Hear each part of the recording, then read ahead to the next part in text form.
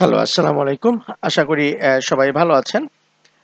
আজকে আমরা সোলাইমান লিপি এবং নিকোশ বান এই দুটো ফন্টের পরিবর্তে কিভাবে আমাদের কম্পিউটারে যে ডিফল্ট একটি ফন্ট আছে, সেই ফন্ট ব্যবহার করে এই নিকোশ বান এবং সোলাইমান লিপির যে ডাউনলোড করা, ইনস্টল করা এই যে ঝামেলা, এই ঝামেলা থেকে পরিত্রাণ পেতে পারি সে সম্পর্কে আমরা জানবো। যেমন আমি যদি আমার এখানে মাইক্রোসফট ওয়ার্ডে টাইপ করি যে আমাদের দেশের, আমি যদি একটু বড় করে দেই আপনার তাহলে বুঝতে একটু সুবিধা হবে। আমাদের দেশের নাম বাংলাদেশ। এটা হচ্ছে আমরা যখন অব্র দিয়ে টাইপ করি তখন কিন্তু এই ডিফল্ট ফন্ট হিসেবে এটি চলে আসে। এটি আমাদের ডিফল্ট ফন্ট, তাই না? আপনারা দেখবেন এবং এই ফন্টটির নাম আপনারা জানেন, এই যে উপরে লেখা আছে নির্মলা ইউআই। তো এই ফন্টটা আমাদের চলে আসে। এটাকে আমরা লিখলাম এবং লিখে কপি করে ফেললাম এবং এখানে কয়েকটা পেস্ট করি। এক ৩ টা পেস্ট করে ফেললাম। আমরা ৩ টা ফন্টে দেখব। এটা আমাদের ডিফল্ট ফন্ট। কিন্তু আপনারা বেসিক্যালি জেনে থাকবেন যে আপনি ইউজ করেন আমাদের দেশের প্রেক্ষাপটে আপনারা এই জিনিসটা অভিজ্ঞতা আপনাদের সকলেরই আছে যে আমরা যখন কম্পিউটার কিনি কোনো দোকান থেকে, সেই নতুন কম্পিউটারে আপনি চান কিংবা না চান দেখবেন যে আপনার কম্পিউটারে কয়েকটি ডিফল্ট সফটওয়্যার ইনস্টল করাই থাকে। এর মধ্যে মাইক্রোসফট ওয়ার্ড, বিজয় ৫২ এই ধরনের সফটওয়্যারগুলি কিন্তু যেখান থেকে আপনি কম্পিউটার কিনবেন ওরা কিন্তু খুশি খুশি আপনাকে ইনস্টল করে দিবে।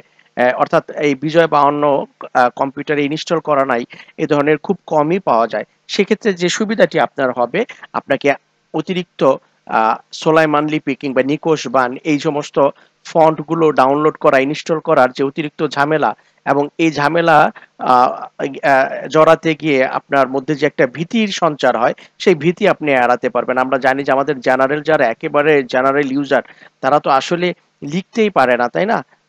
অব্র ইউজ করে কেবল তারা টুকটাক লেখার চেষ্টা করছে। তো এর মধ্যে যদি আমরা তাদেরকে আবার বিভিন্ন ফন্ট টন্ট ইত্যাদির কথা বলে একটা ভয় ধরিয়ে দেই, তাহলে দেখা যায় কি যে জেনারেল ইউজাররা আরো কম্পিউটারের ব্যবহার থেকে দূরে সরে যায়। তো আমরা যদি তাদের কাজগুলোকে সহজ করতে সহায়তা করি তাহলে এটি তাদের জন্য হেল্পফুল। যে আমাদের ওগুলো আসলে ডাউনলোড করার দরকার নাই, বিজয় ইনস্টল করে দিতে পারে।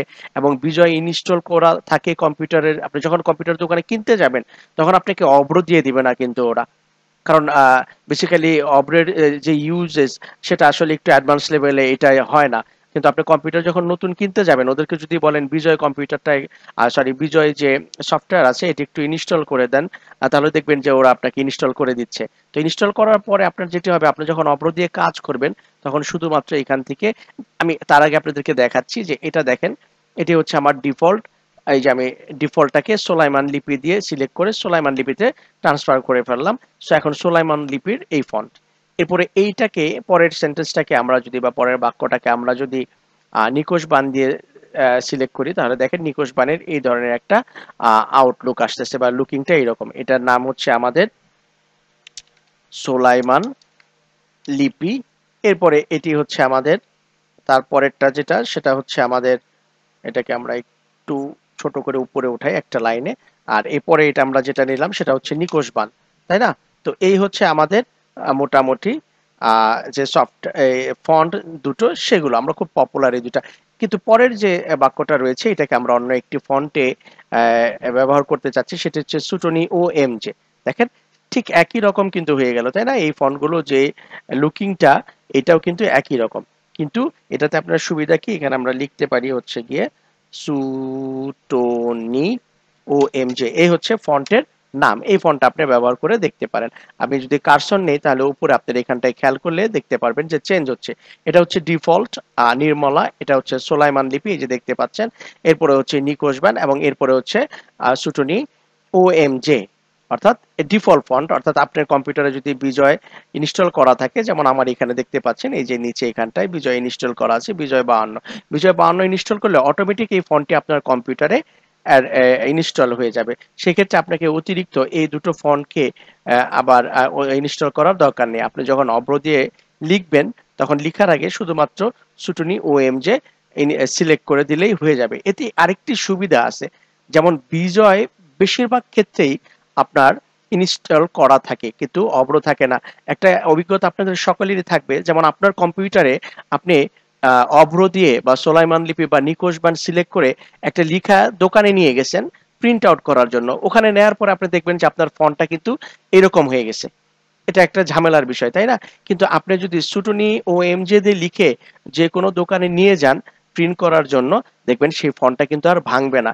কারণ কি? কারণ বেশিরভাগ দোকানে বা প্রফেশনাল যারা, তারা কিন্তু বিজয় ইউজ করে থাকে। তারা খুব কম ক্ষেত্রেই অব্র ব্যবহার করে। অব্র ব্যবহার করে না বললেই চলে।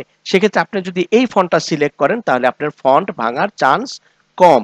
আপনার ফন্টটা ভাঙবে না। কিন্তু আপনি দেখা গেল যে আপনি বিজয় সরি আপনি অব্র দিয়ে লিখে এই সুলাইমান লিপি অথবা নিকোষ বান দিয়ে লিখে নিয়ে গেছেন, কিন্তু যার কম্পিউটারে আপনি নিয়ে গেছেন দেখবেন তার কম্পিউটারে যদি এই সুলাইমান লিপি অথবা নিকোষ বান ফন্ট দুটো ইনস্টল করা না থাকে, আপনার ফন্টটা ভেঙে এই উপরের লাইনের মতো হয়ে যাবে। তো এইটা নিয়ে অনেকেই বিড়ম্বনায় পড়ে যায়, ফন্ট ভেঙে গেছে, এরকম কেন সেরকম কেন।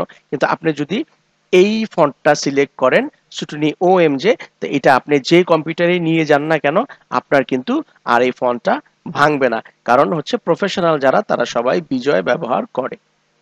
তো এই হচ্ছে একটি বিষয়। আশা করি আপনারা বিষয়টি বুঝতে পেরেছেন। ধন্যবাদ সবাইকে।